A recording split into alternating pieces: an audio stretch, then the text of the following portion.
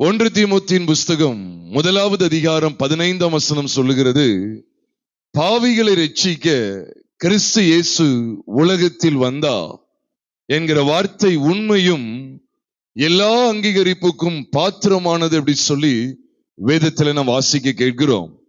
அதைத் தொடர்ந்து அப்போஸ்தலனாகிய பவுல் என்ன சொன்னார் என்றால், அவர்களில் பிரதான பாவி நான் என்று சொல்லி தன்னை ஒரு பாவியாக பாவித்து தான் பாவியாய் இருந்த நிலைமையை உணர்ந்து, அப்படிப்பட்ட பாவியாகிய எனக்கு தேவனிடத்தில் இரக்கம் கிடைத்தது என்று சொல்லி அவர் மன்னிப்பை பெற்றுக் கொண்டத அவ்வளவு நேர்த்தியாய் இந்த தீமோத்தேயு புஸ்தகத்தில் அவர் எழுதி காண்பிக்கிறார்.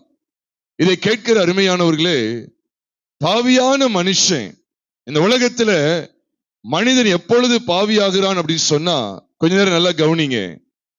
இந்த உலகத்துல பிறக்கும் போதே மனிதர்கள் எல்லாருமே பாவிகள் தான். நீங்க பரிசுத்த வேதாகமத்தில் பார்ப்பீர்கள் என்றால், தேவன் கடவுள் ஆதியிலே 2 பேரை சிருஷ்டித்தார். முதலாவது ஆணை சிருஷ்டித்தார், ஆதாம். ஆதாமை தொடர்ந்து ஏவாளையும் சிருஷ்டித்தார். அவர்கள் 2 பேரும் தேவன் தங்களுக்கு சொன்ன வார்த்தைக்கு கீழ்ப்படியாமல் போனபடியினாலே எந்த விருட்சத்தின் கனியை புசிக்க வேண்டாம் என்று சொல்லியிருந்தாரோ அந்த விருட்சத்தின் கனியை புசித்தபடியினாலே அவர்கள் பாவிகளாக்கப்பட்டார்கள். பாவம் உலகத்திலே பிரவேசித்தது. ரோமருக்கு எழுதப்பட்ட நிருபம் 5வது அதிகாரம் 12வது வசனம் மற்றும் 14 ஆகிய 2 வசனங்களை வாசிக்கும் போது, ஒரே மனுஷனுடைய மீறுதலினாலே பாவமும் பாவத்தினாலே மரணமும் உலகத்திலே பிரவேசித்தது என்று சொல்லி வேதத்திலே வாசிக்கிறோம். இதை கேட்கிற அருமையான சகோதர சகோதரிகளே, இந்த ஒட்டுமொத்த உலகத்திலே பாவம் எப்பொழுது பிரவேசித்தது என்று சொன்னால், ஒரு மனுஷனுடைய மீறுதல் அப்படின்னு சொல்லி ரோமர் 5வது அதிகாரம் 12வது வசனத்திலே எழுதப்பட்டிருக்கிறது. பாவம் மட்டுமல்ல, பாவத்தின் சம்பளமாகிய மரணமும் இந்த உலகத்திலே பிரவேசித்ததாம். நல்ல கவனிங்க, ரொம்ப ஒரு அருமையான செய்தியை உங்களோடு கூட நான் பகிர்ந்து கொள்கிறேன். அப்போ இந்த பூமியிலே ஆதாமும் ஏவாளும் பாவிகள் என்று சொல்லி அறியப்பட்டார்கள். அந்த 2 மனுஷர்கள் மூலமாய்தான், அந்த 2 நபர்கள் மூலமாய்தான் ஒட்டுமொத்த உலகத்திலுமே ஜனங்கள் எல்லாரும் பெருகி இருக்கிறார்கள். எல்லாருக்கும் பெற்றோர் யாரும் கேட்டா ஆதாமும் ஏவாளும் தான். சரிதானா?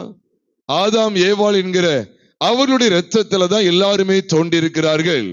ஆகவேதான் அப்போஸ்தலர் 17வது அதிகாரத்திலே கர்த்தருடைய வேதம் ஆதாமுடைய சந்ததியை குறித்து சொல்லும் போது, ஒரே மனுஷனுடைய இரத்தத்தினாலே எல்லா ஜனத்தையும் ஜனங்கள் எல்லாரையும் பூமியின் மீதெங்கும் ஆண்டவர் தோன்ற பண்ணி குடியிருக்க செய்திருக்கிறார் என்று சொல்லி அப்போஸ்தலர் 17வது அதிகாரத்திலே வாசிக்கிறோம். ஆக ஆதாம் ஏவாள் அவர்களுடைய சந்ததியினர் எப்படி ஆதாம் ஏவாள் பாவத்தின் நிமித்தமாய் கரைபட்டு போனார்களோ, அவர்கள் பெற்றெடுத்த பிள்ளைகள், பிள்ளைகளுடைய பிள்ளைகள், அவர்களுடைய பிள்ளைகள் என்று சொல்லி சந்ததி சந்ததியாய், தலைமுறை தலைமுறையாய் இந்த பூமியிலே பிறந்து இன்று வரைக்கும் பிறந்து கொண்டிருக்கிற, இன்னும் பிறக்க போகிற எல்லாருமே கரைபட்டு போன ஆதாமின் சந்ததியினர். ஆகவேதான் ஆதாம் ஏவாள் பாவத்திற்குட்பட்டு கரைபட்டு பாவத்தின் சம்பளமாகிய மரணத்திற்கு பாத்திரவான்களாக எண்ணப்பட்டபடியினாலே அவர்களால் பிறப்பிக்கப்படுகிற அத்தனை சந்ததியும் யாரால்தான் இந்த பூமியிலே பிறக்கிறார்கள்? பாவிகளாக பிறக்கிறார்கள். ஆகவேதான் பிரியமானவர்களே, பாவிகளை குறித்து வேதத்துல வாசித்து பாருங்க, பாவத்தை குறித்து வேதத்துல வாசித்து பாருங்கள். பாவம் கொடூரமானது. பாவத்தை குறித்து வேதம் சொல்லும் போது ஆதியாகமத்தின் புஸ்தகம் 4வது அதிகாரம் 7வது வசனத்திலே சொல்லப்பட்டிருக்கிறது, பாவம் வாசற்படியில் படுத்திருக்கும். பாவம் எங்க படுத்திருக்குமா? வாசற்படியில் படுத்திருக்கும் என்று வேதம் சொல்லுகிறது. அது மாத்திரமல்ல, என்னாகமத்தின் புஸ்தகம் 32வது அதிகாரம் 23வது வசனத்தின் பின்பகுதியை நாம் வாசிக்கிறோம், உங்கள் பாவம் உங்களை தொடர்ந்து பிடிக்கும் என்று நிச்சயமாய் அறியுங்கள். பாருங்க, பாவம் ஒரு மனுஷனுடைய வீட்டின் வாசற்படியில படுத்திருக்கிறது மாத்திரம் இல்ல, அவனை எந்த நேரமும் சீண்டி கொண்டு, அவனை எந்த நேரமும் அருவருப்பான மனுஷன் ஆக்கி, அவனுடைய வாழ்க்கையில மேன்மையை இழக்கச் செய்து, அவனை பாவத்தின் சம்பளமாகிய மரணத்திற்குள் கொண்டு போகிறது. ஆனால் இன்னைக்கு பாருங்க, பாவத்தோடு விளையாண்டு கொண்டிருக்கேன். தயவுசெய்து சொல்றேன், யாரோடும் பேசாம தயவுசெய்து இந்த வார்த்தைகளை கவனிங்கிறது உங்களுக்கு பிரோஜனமானது. ஏனென்றால் நாம் பாவத்தோடு இந்த பூமியில மரித்து போய் விட்டோம் என்றால் நிச்சயமாகவே பாவத்தின் சம்பளமாகிய இரண்டாம் மரணம், மரணம் என்று சொல்லப்படுகிறது, அது இரண்டாம் மரணம், நித்திய காலமாய் பாதாளத்திலே வேதனைப்படுகிற வாழ்க்கை. அப்படிப்பட்ட வாழ்க்கைக்குள்ள போய்விடக் கூடாது என்பதற்காகத்தான் கர்த்தர் இந்த வார்த்தைகளை கொண்டு நம்மோடு பேசிக் கொண்டிருக்கிறார். பாவம் உங்களை தொடர்ந்து பிடிக்கும் என்று நிச்சயமாய் அறியுங்கள் என்று வேதம் சொல்லுகிறது. எரேமியா 5வது அதிகாரம் 25வது வசனத்தை வாசிக்கும் போதும் கூட, உங்கள் அக்கிரமங்களே இவைகளுக்கு விலக்கி, உங்கள் அக்கிரமங்கள் இவைகளை உங்களுக்கு விலக்கி, உங்கள் பாவங்கள் உங்களுக்கு நன்மையை வரவட்டாது இருக்கிறது என்று சொல்லி எரேமியா 5:25 வாசிக்கிறோம். பாவத்தினுடைய கொடூரத்தை கவனியுங்கள். அது மனுஷனுடைய வீட்டு வாசற்படியிலே படுத்து கிடந்து அவனை தொடர்ந்து பிடித்து கொண்டே இருந்து, அது மாத்திரமல்ல, அவனுடைய வாழ்க்கையில நன்மைகளை தடை செய்து கொண்டும் இருக்கிறது.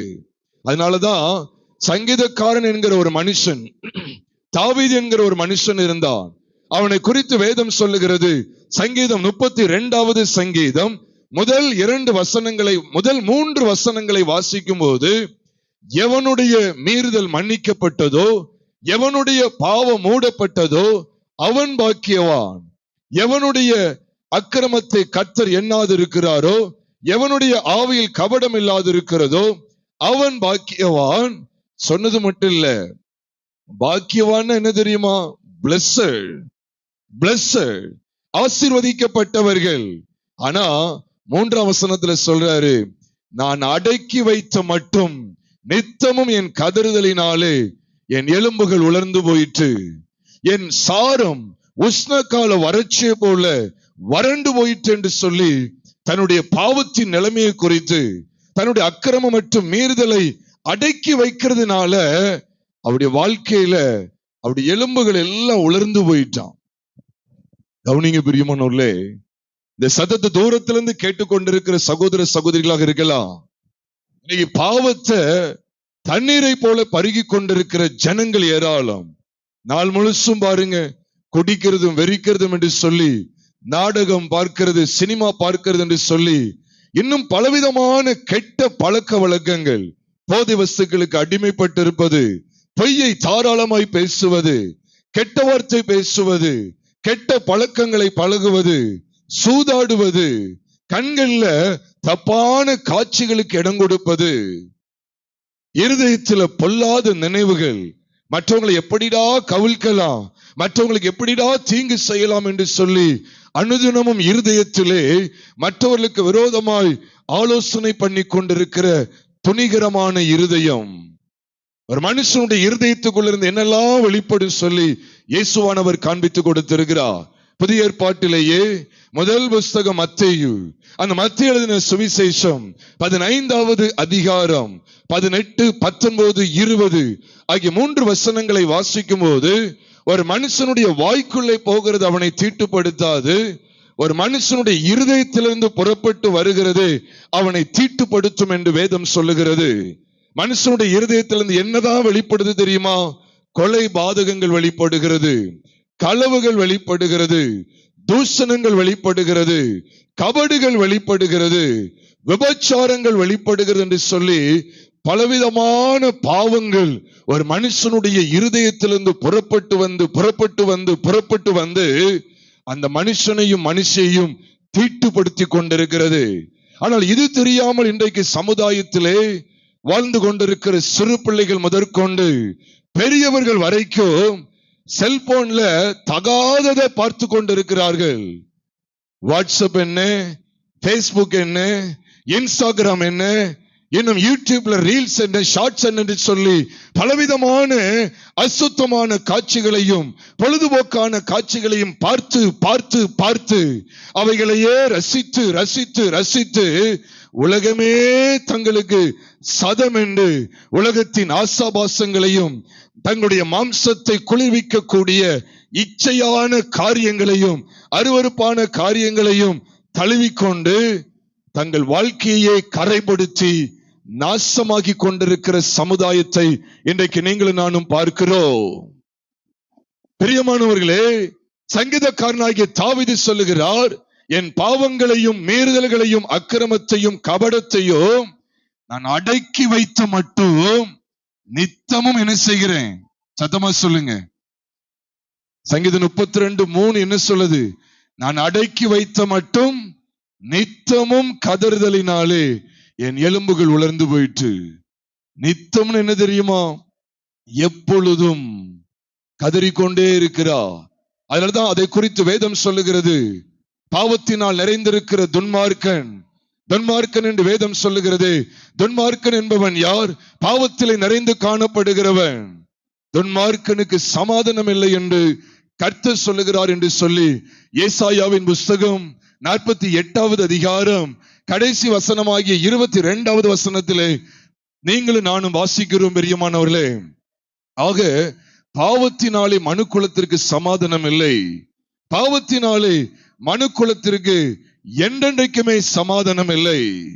ஆகையினால்தான் சங்கீதக்காரன் சொன்னார், என்னுடைய பாவத்தின் நிமித்தமாய், அதை அடக்கி வைத்தது நிமித்தமாய் இன்னும் பாவத்தை சேர்த்து சேர்த்து சேர்த்து குடிக்கலாம், வெறிக்கலாம், நம்முடைய மனசும் மாம்சமும் விரும்பினவைகளை எல்லாம் செய்யலாம் என்று இஷ்டப்படி வாழ்கிற வாழ்க்கை எல்லாம் ஒரு மனுஷனுடைய வாழ்க்கையிலே சமாதானத்தை கெடுக்கிறது. பிரியமானவர்களே, ஆனால் இயேசு சொன்னா, யோவான் எழுதின சுவிசேஷம் 14வது அதிகாரம் 27வது வசனத்தை வாசிப்பீர்கள் என்றால், என்னுடைய சமாதானத்தை உங்களுக்கு வைத்து போகிறேன், உலகம் கொடுக்கிற பிரகாரமாய் அல்ல, என்னுடைய சமாதானத்தையே உங்களுக்கு வைத்து போகிறேன் என்று இயேசு சொன்னா. அந்த சமாதானத்தை பெற்றுக்கொள்வது எப்படி தெரியுமா? கொலோசையர் என்கிற ஒரு புஸ்தகம், அதிலே 1வது அதிகாரம் 20வது வசனம் சொல்லுகிறது, அவர் சிலுவையில் சிந்தின இரத்தத்தினாலே சமாதானத்தை உண்டாக்கி என்று அங்கு எழுதப்பட்டிருக்கிறது. எப்பொழுது நமக்கு சமாதானம்? இயேசு கிறிஸ்து நம்முடைய ஒட்டுமொத்த பாவங்களுக்காக கல்வாரி சிலுவையிலே இரத்தம் சிந்தினார் என்பதை விசுவாசிப்பதினாலே. இதை கேட்கிற அருமையானவர்களே, ஒருவேளை நீங்க நினைக்கலாம், ஐயா நான் பிறப்பால இந்து குடும்பத்தை சேர்ந்தவன் நினைக்கலாம். பெரியமானவர்கள், உங்களுக்கு ஒன்று தெரியுமா? கிறிஸ்தவம் என்பது மதம் அல்ல, அது ஒரு அருமையான மார்க்கம். உங்கள்கிட்ட பேசிக்கிட்டு இருக்கிறேனே, நானும் எவ்வளவோ துன்மார்க்கமாய் வாழ்ந்து வந்தேன். கிட்டத்தட்ட 2004வது வருடம் வரைக்கும் என்னுடைய மனம் போன போக்கிலே போய்கொண்டிருந்தேன். ஏறக்குறைய 22 வருஷங்களுக்கு முன்பாக இயேசு என்னை சந்தித்தா. நான் ஒரு இந்து குடும்பத்திலிருந்து இயேசுவை ஏற்றுக்கொண்டேன். இன்னைக்கு வரைக்கும் என் சர்டிபிகேட்ல இந்து தான் இருக்கு. என் சர்டிபிகேட்ல இன்னும் சொல்றேன், என் பேரும் அதே தான், செல்வகுமார் தான். நான் பேரையும் மாற்றல, என் மதத்தையும் இதுவரைக்கும் நான் மாற்றல. ஆனா இன்னைக்கும் இந்த இயேசுக்காக வாழ்றதுக்கு அவர் எனக்கு கிருபை தருகிறார். நான் அவருடைய பிள்ளையாய் மாறினேன். பாவியாய் பிறந்து பாவியாய் வளர்ந்து வந்த செல்வகுமார் ஆகிய நான் மதம் மாறவில்லை. என்னுடைய கிறிஸ்தவம் என்பது மதமாற்றம் அல்ல. உங்களிடத்திலையும் என்னிடத்திலையும் கடவுளாகிய இயேசு கிறிஸ்து கேட்பது மதத்தை மாற்ற சொல்லி அல்ல, மனதை மாற்ற சொல்லி. பாருங்களேன், இந்த குறு நாடகத்துல எவ்வளவு அழகா காமிச்சாங்க பாத்தீங்களா? குறு நாடகத்தை பாத்தீங்களா? எவ்வளவு அழகா காண்பித்தாங்க பாருங்க. அங்க ஒரு தம்பி பாவத்தின் மேல பாவம் செய்து, இந்த உலகம்தான் நமக்கு எல்லாம் அப்படின்னு சொல்லி உலகத்தின் ஆசாபாசங்களை தேடி தேடி தேடி கடைசி அழுத்து போய் சமாதானம் இல்லாமல் தற்கொலை நோக்கி கடந்து சென்றான். பாவத்தினுடைய விளைவு என்ன தெரியுமா? தற்கொலை. பாவத்தினுடைய விளைவு என்ன தெரியுமா? மரணம். அப்படிப்பட்ட மரணத்துக்கு பாத்திரமாய் உள்ள ஒட்டுமொத்த பாவங்களையும் இயேசு கிறிஸ்து சிலுவையிலே சுமந்தார். பிரியமானவர்களே, நீங்களும் நானும் அனுபவிக்க வேண்டிய மரண தண்டனையை இயேசு கிறிஸ்து சிலுவையிலே அனுபவித்தார். இதுதான் உங்களுக்கு ஒரு நற்செய்தி. இதை கேட்கிற அருமையானவர்களே, நீங்க எப்பேற்பட்ட பாவத்துல பிடிக்கப்பட்டவர்களா இருந்தாலும் சரி, ஐயோ இந்த குரு நாடகத்துல பார்த்தது போல, ஆமையா அந்த சகோதரனை எப்படி பாவத்தின் நிமித்தமாய் தவிங்கி, பாவத்தின் நிமித்தமாய் ஏங்கி, ஐயோ இனி வாழவே முடியாது என்று சொல்லி பாவம் அவனுக்கு கொடுத்த பரிசு என்ன? மரணம். மரணத்தின் விளிம்புக்கே போய் கொண்டிருந்த அந்த தம்பி பிற்பாடு கர்த்தருடைய வார்த்தைகளை கேட்டா. அங்கே தூரமான இடத்திலே சத்தம் தொனித்துக் கொண்டே இருந்தது, மகனே, தம்பி, இயேசு உன் பாவங்களுக்காக இரத்தம் சிந்திருக்கிறார், இயேசு உனக்காக சிலுவையிலே மரித்தா. இந்த சத்தத்தை கேட்க கேட்க கேட்க அவனுடைய அந்த தம்பியுடைய வாழ்க்கையிலே மாற்றம் உண்டானதை நாம் பார்த்தோமே. ஏதோ இது நாடகம் அல்ல, உண்மையான வாழ்க்கையும் இதுதான். உண்மையான வாழ்க்கை இதுதான். பாவத்தின் மேல் பாவம் செய்து வாழ்க்கையிலே சமாதானம் இல்லாமல் இனி வாழ்வதே கஷ்டம் என்று சொல்லி, நான் வாழ்வதை விட சாகலாம் என்று சொல்லி, இப்படிப்பட்ட எண்ணத்தோடு வாழ்க்கையை விரக்தியிலே வாழ்ந்து கொண்டிருக்கிற சகோதரனே, சகோதரியே, ஐயோ என்னால் வாழ முடியாது என்று சொல்லி தவித்துக் கொண்டிருக்கிற சகோதரனே, சகோதரியே, இப்படி நிம்மதி இல்லாமல் வாழ்வதை விட நான் செத்து போயிடலாமோ சொல்லி ஏக்கத்தோடு இந்த வார்த்தைகளை கேட்டுக்கொண்டிருக்கிற சகோதரனே, சகோதரியே, உங்களுக்கு ஒரு நற்செய்தியை அறிவிக்கிறேன். ஆண்டவராகிய இயேசு கிறிஸ்து நம்ம எல்லாருடைய பாவங்களையும், நம்ம எல்லாருடைய பாவங்களுக்கான தண்டனையையும் கல்வாரி சிலுவையிலே அவர் சுமந்து தீர்த்து விட்டார். நாம் வாழ்வதற்காக, நான் இந்த பூமியிலே நீதிமான்களாய் கடவுளுடைய பிள்ளைகளாய் வாழ்வதற்காக கடவுள் இயேசு இந்த பூமியிலே நம்முடைய பாவங்களுக்காக இரத்தம் சிந்தி உயிரை கொடுத்தார். அவர் அடக்கம் பண்ணப்பட்டு 3ஆம் நாள் உயிரோடு எழுந்தார். இதை கேட்கிற அருமையானவர்களே, இயேசு கிறிஸ்துவை நோக்கி பாருங்கள். நாங்கள் அறிவிக்கிற ஆண்டவராகிய இயேசு கிறிஸ்து உங்களுடைய வாழ்க்கையிலும் சமாதானத்தை தருவார். எங்களுக்கு தந்த இயேசு, பாவியாய் வாழ்ந்து வந்த எனக்கு செய்த இயேசு கிறிஸ்து, எனக்கு சமாதானத்தை தந்த இயேசு உங்களுக்கும் தருவா. இந்த பாவத்தினுடைய விளைவை நீங்க கவனித்து பார்த்தீர்கள் என்றால் எக்கச்சக்கம் பிரியமானவர்களே, முடிவிலே மனிதனை பாவம் பாதாளத்துக்கு கொண்டு போய் விடுகிறது. இதை குறித்து யோபு என்கிற புஸ்தகம், யோபு என்கிற புஸ்தகம் 24வது அதிகாரம் 19வது வசனத்தை நீங்க கவனிச்சீங்கன்னா, பைபிள் இருந்தா நீங்க கூட பார்க்கலாம். யோபு என்கிற புஸ்தகம் 24வது அதிகாரம் 19வது வசனத்தை நீங்கள் பார்ப்பீர்கள் என்றால் வேதம் சொல்லுகிறது, வறட்சியும் உஷ்ணமும் உறைந்த மலையை பட்சிக்கும், அப்படியே பாதாளமானது பாவிகளை பட்சிக்கும் என்று அங்க எழுதப்பட்டிருக்கு. உங்களுக்கு புரியுதா? உஷ்ணம் என்று சொன்னா, பிள்ளைங்க, வாலி பிள்ளைங்க கொஞ்சம் கவனிங்க, எல்லாரும் கொஞ்சம் கவனிங்க. உஷ்ணம் அப்படின்னு சொன்னா வெளியில வந்தாலே வெக்கையா இருக்கு, அப்படித்தானே? இந்த மே மாசம் சொன்னாலே எப்படி இருக்கு சொல்லுங்களேன், கொஞ்சம் தலையாட்டுங்க. வெயில்னால என்னது நமக்கு தாங்க முடியுமா? தாங்க முடியாது. பயங்கர உஷ்ணம். நல்லா கவனிங்க. உஷ்ணம் உறைந்த மலைய பட்சிக்குமா. யோபு 24:19 சொல்லுது. உறைந்த மலைன்னு என்ன தெரியுமா? அப்படியே மழை பெஞ்சு உறைஞ்சா எப்படி இருக்கும்? ஐஸ் கட்டி, பனி கட்டி அப்படி இருக்கும் பாத்தீங்களா? பனி கட்டி எல்லாத்தையும் வெயில் இருக்கு பாருங்க, சூரியனுடைய உஷ்ணம் என்ன செய்யும் தெரியுமா? என்ன செஞ்சிடும்? உருக பண்ணுமா பண்ணாதா?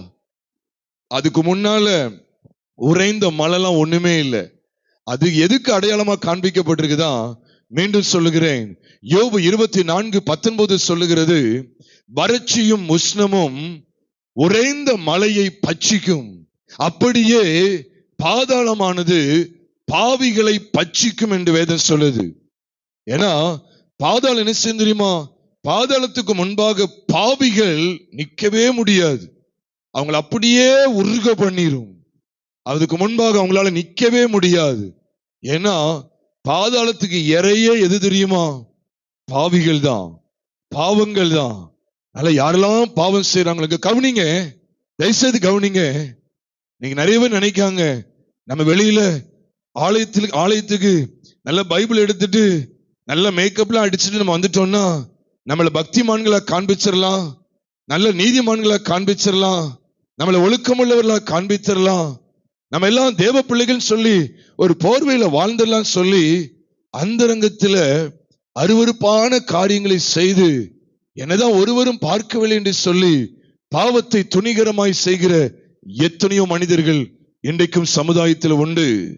இதை கேட்கிற அருமையானவர்களே, இதை கேட்கிற வாலிப தம்பி, வாலிப தங்கச்சி, ஒருவேளை நினைக்கலாம், எங்க அம்மா அப்பாவுக்கு முன்பாக நான் நல்லவனை போல நல்லவளாய் நான் காண்பித்துக் கொண்டு காலேஜுக்கு போன உடனே என் பாய் ஃப்ரெண்ட் கிட்ட பேசணும், அவன் எனக்கு நண்பன் மட்டும் இல்ல, எனக்கு அவன் ஒரு காதலன், எனக்கு அவள் ஒரு காதலி அப்படி சொல்லி என்னுடைய போன்ல நான் வைத்திருக்கிற கான்டாக்ட்ஸை தான் எங்க அம்மா அப்பா பார்க்க மாட்டாங்களே, ஏன்னா அவங்களுக்கு தெரியாம இருக்கிறதுக்கு நான் பாஸ்வேர்ட் எல்லாம் போட்டிருக்கிறேன், என்னை யாரும் கண்டுபிடிக்க மாட்டாங்க சொல்லி அந்தரங்கத்திலே பாவத்தின் மேல் பாவத்தை செய்து அருவருப்பான காரியங்களை செய்து அருவருப்பானவைகளை பார்த்து பார்த்து பார்த்து ரசித்துக் கொண்டிருக்கிற மனுஷனே, மனுஷியே, உன்னை படைத்த கர்த்தர் உன்னை பார்த்து கொண்டிருக்கிறார்.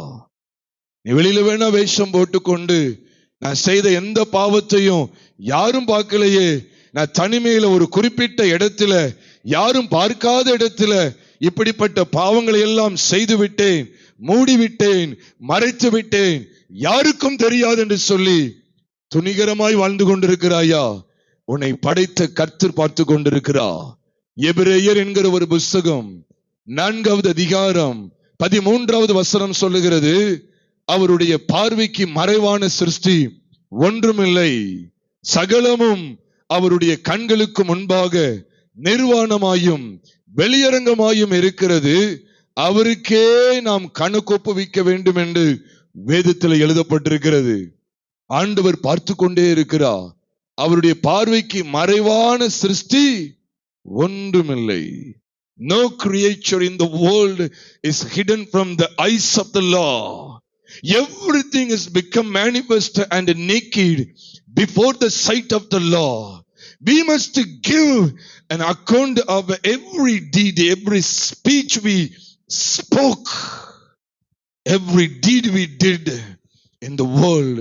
One day, ஒரு நாள் நாம் பேசின, நாம் செய்த எல்லா காரியங்களுக்கும் எல்லா பேச்சுகளுக்கும் நாம் தேவனுக்கு ஒரு நாள் கணக்கு ஒப்புவித்தே ஆக வேண்டும். இதை கேட்கிற அருமையானவர்களே, நான் மீண்டும் மீண்டும் அந்த ஸ்கிட்டை தான் கொண்டு வர்றேன். அந்த நாடகத்தை கவனித்தீர்கள் என்றால் இது வெறும் ஒரு நாடகம் மட்டும் இல்லை, இதுதான் வாழ்க்கை. உலகமும் மாம்சமும் தரக்கூடாத சமாதானத்தை இயேசு கிறிஸ்து மாத்திரமே தர முடியும். அதனால நீங்க எந்த இடத்துல இருந்தாலும் சரி, நீங்க எப்பேற்பட்ட பாவத்தை செய்து ஐயோ வாழ்க்கையில சமாதானத்தை இழந்திருக்கிறேன் என்கிற ஒரு பெரிய விரக்தியோடு கூட இந்த வார்த்தைகளை கேட்டுக்கொண்டிருக்கலாம், கவலைப்படாதிருங்கள் பிரியமானவர்களே. இன்றைக்கு நாங்கள் அறிவிக்கிற ஆண்டவராகிய இயேசு கிறிஸ்துவை நோக்கி பாருங்கள். இயேசு கிறிஸ்து உங்களுக்கு விடுதலை தருவா. அந்த காலத்துல பாவத்தை தொலைக்கிறதுக்கு மனுஷனுக்கு ஒரு சில பிரமாணம் இருந்தது. என்ன தெரியுமா? வெள்ளாட்டுக்கடா, இளங்காளை அப்படி சொல்லி ஆடுகள் இருக்கு பாத்தீங்களா, கொஞ்சம் கவனிங்க, கடைசி முடிக்க போகிறேன். ஆடுகளை பலி செலுத்தி பாவ விமோச்சனத்தை, பாவ பரிகாரத்தை தேடிக்கொண்டிருந்தார்கள் ஆதி நாட்களிலே மனிதர்கள். ஆனால் அவைகள் அத்தனையும் அவர்களுக்கு பலனே தரவில்லை. கடைசியா பார்த்தா மனிதன் பாவத்திலேயே வாழ்ந்து வந்தான். பாவத்திலிருந்து அவனை விடுவிக்க வழியே இல்லாமல் போனது. அதை குறித்து பைபிளை நீங்க வாசித்து பாருங்க. எபிரேயர் என்கிற ஒரு புஸ்தகம் உண்டு.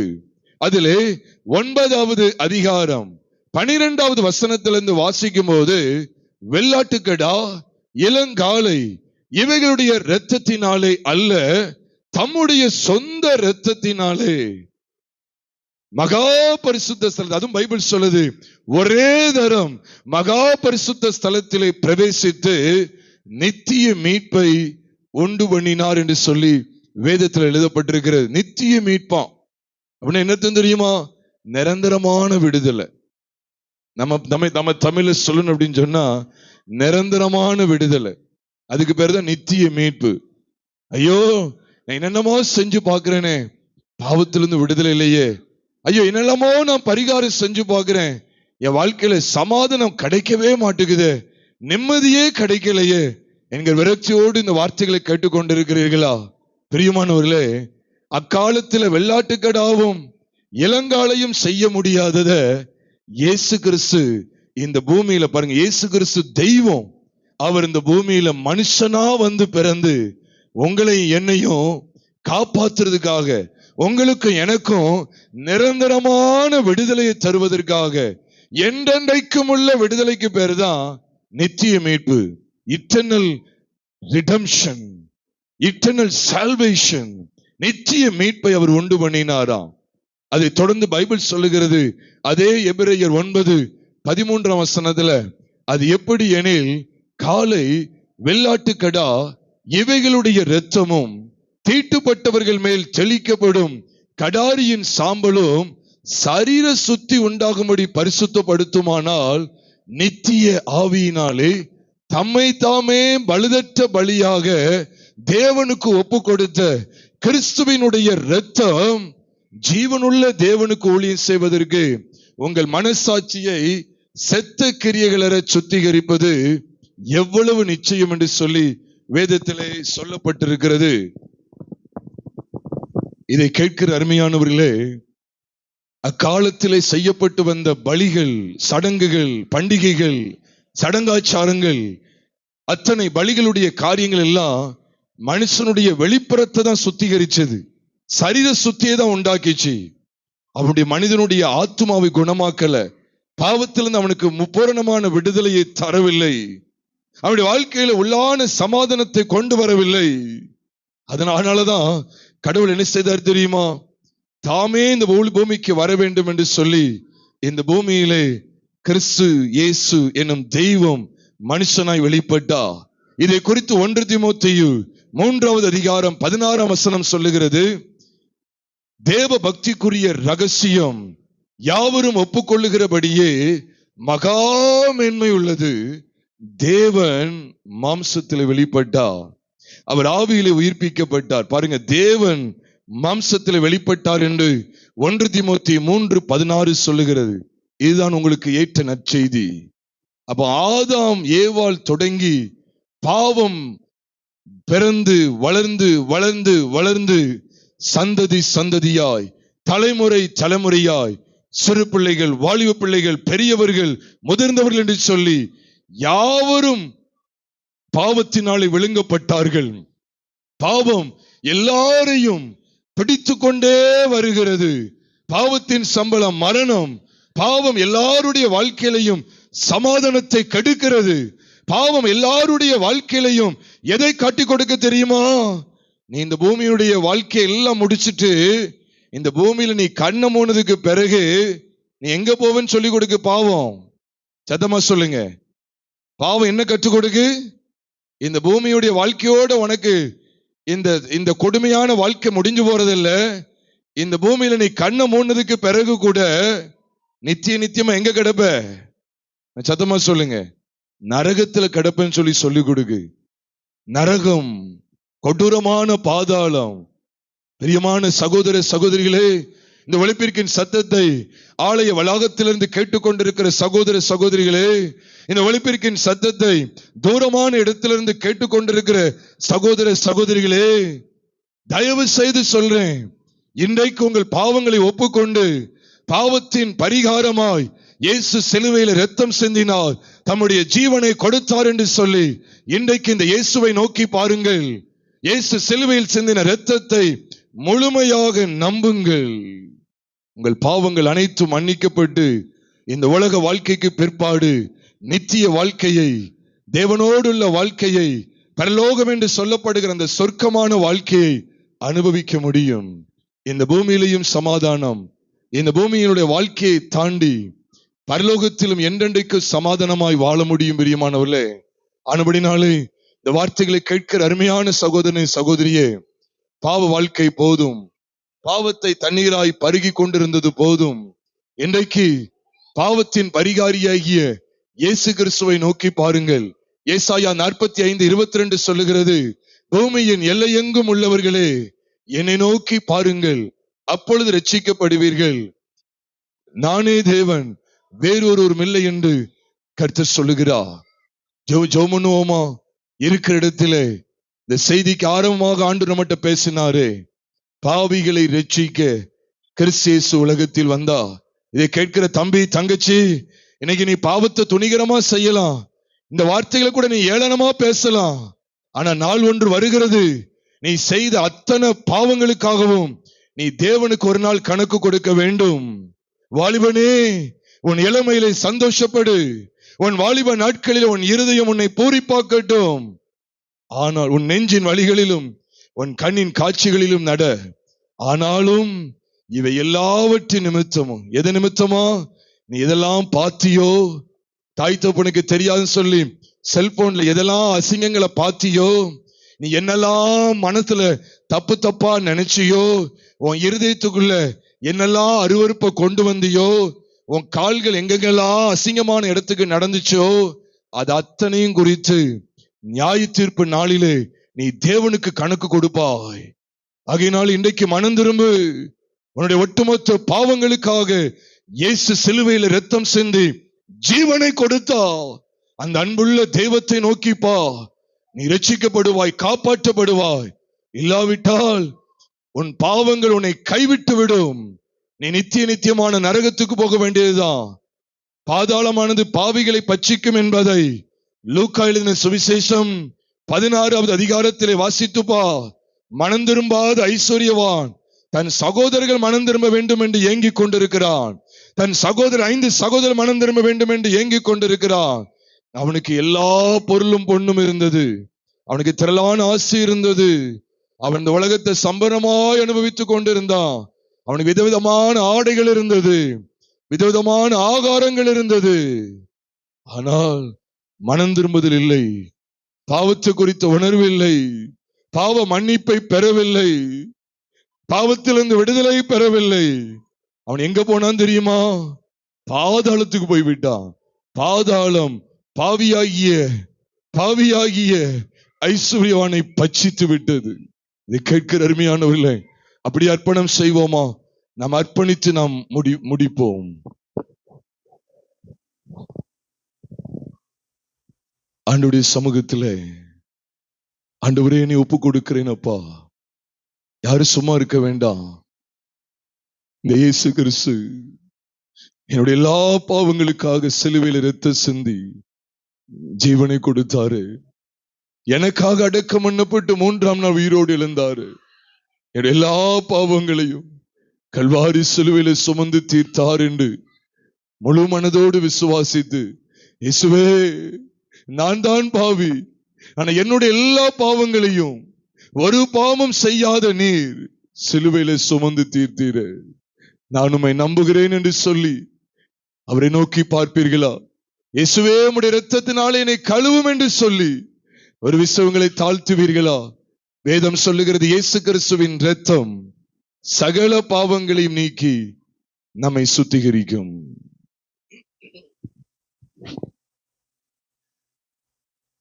இன்னமும் தாமதம் உனக்கே மகனே, இன்ப இயேசுவண்டை எழுந்து வராயோ. இன்னமும் தாமதம் உனக்கே மகளே, இன்ப இயேசுவண்டை எழுந்து வராயோ. இந்த உலகம் தர கூட சமாதானத்தை இன்று உனக்கு தர காத்து நிற்கிறாரே. அண்ணல் இயேசு உன்னை அழைக்கிறாரே, அண்ணல் இயேசு உன்னை அழைக்கிறாரே. ஏழை மனுருவை எடுத்த இயேசுராஜன் உன் அண்டை நிற்கிறார். ஏற்றுக்கொள்ளவரை தள்ளாதே, ஏற்றுக்கொள்ளவரை தள்ளாதே. பரிசுத்தமுள்ள எங்கள் பரலோக தேவனே, நாங்கள் பாவத்திலே கெட்டு போகாதபடிக்கு பாவத்தின் சம்பளமாகிய மரணத்திலே அழிந்து போகாதபடிக்கு நீர் உம்முடைய சொந்த குமாரன் என்றும் பாராமல் கிறிஸ்துவை, இயேசுவை எங்களுக்காக இந்த பூமியில் அனுப்பி, தேவகுமாரனாகிய கிறிஸ்து மனுஷகுமாரனா இயேசு என்கிற பெயரில் இந்த பூமியில வெளிப்பட்டு ஒரு பாவமும் செய்யாத இயேசு கிறிஸ்து எங்களுடைய எல்லா பாவங்களையும் சிலுவையில சுமந்து தீர்த்தீங்களா ஆண்டவரே. இன்னும் இந்த கோபத்தோடு, எரிச்சல், பொறாமை, பெருமை, பணாசை, பொருளாசை, பதவி ஆசை என்று சொல்லி இந்த சிற்றின்பங்களை நாடி நாங்கள் கெட்டு போகாமல் நித்திய ஜீவனை அடைவும்படிக்கு எங்களுக்காக உமையே பலியாய் ஒப்பு கொடுத்தீரே, நன்றி செலுத்துகிறோம் ஆண்டவரே. இந்த சத்தத்தை ஆலய வளாகத்திலிருந்து கேட்டுக்கொண்டு, ஐயோ நான் எவ்வளவு தவறு செய்துட்டேன், என் வாழ்க்கையில ஒரு மாயமாலமான வாழ்க்கை வாழ்ந்து வந்துட்டேன், ஏதோ வாரந்தோறும் சர்ச்சுக்கு போயிட்டா நம்ம ஏசப்பாவுக்கு பிரியமா நடந்துட்டோம் சொல்லி வேறு விதமாக சிந்தித்து என்னை நானே ஏமாத்தி கொண்டு வாழ்ந்துட்டேனே.